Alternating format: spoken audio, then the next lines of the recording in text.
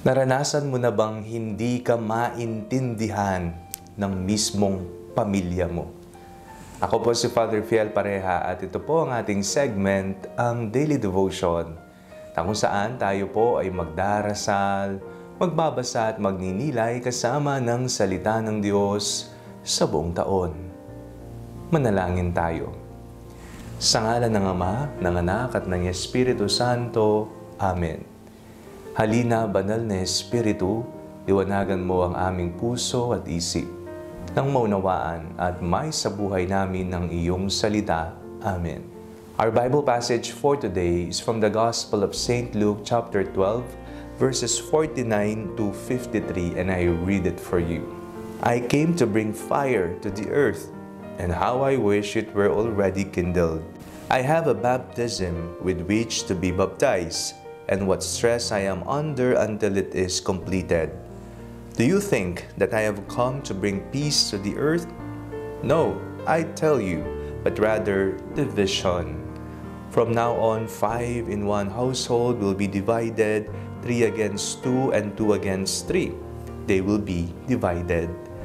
Father against son and son against father, mother against daughter and daughter against mother.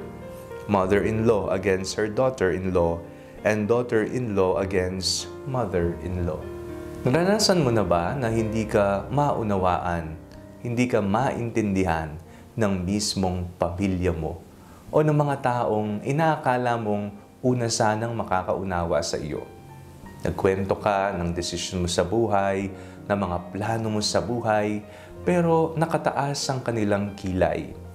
O kaya naman, hindi sila supportive sa binuksan mong maliit na negosyo, sa kurso na gusto mong pag-aralan, o sa kung anuman ang nais mong mangyari sa iyong buhay. O kaya naman, kung ikaw ay isang lingkod ng simbahan at ng Panginoon, meron ka bang naririnig sa iyong pamilya? Pasimba-simba pa yan, padasal-dasal pa yan, pero hindi naman nagbabago ng ugali.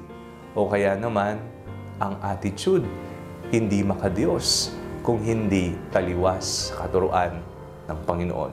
Ang ating pong binasang ebanghelyo sa araw na ito ay isa pong patotoo na hindi po lahat ay matutuwa sa atin, lalong-lalo na sa mga tagasunod ni Kristo. Hindi lahat tatanggap sa mabuting balita ni Jesus. Hindi lahat makakaunawa sa pangaral ng Panginoon.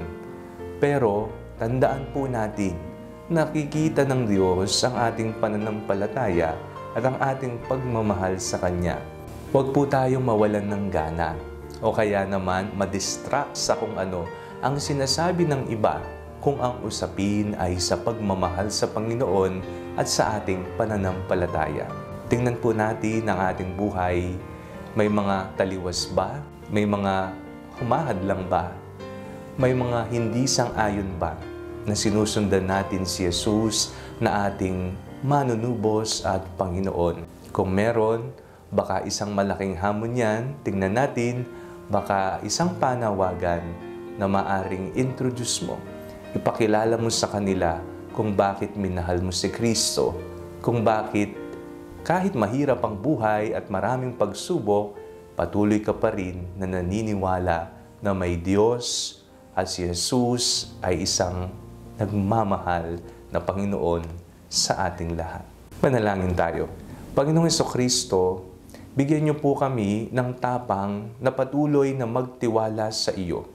Kahit na hindi kami pinaniniwalaan o hindi pinagkakatiwalaan ng iba dahil lamang sa aming pananampalataya at pagmamahal sa iyo. Amen. Sa ngalan ng Ama, ng Anak at ng Espiritu Santo. Amen. Huwag po ninyong kalimutang i-like ang video ito, mag-comment po kayo and share it with your family and friends. Ang Panalangin Bago Matulog ay may sariling Facebook page na po. Huwag niyo pong kakalimutang mag-like at mag-follow dito and do not forget to subscribe to our YouTube channel. I-click niyo lamang po ang link na nasa description ng video ito o kaya naman po just search Father Fiel Pareha. God bless you po.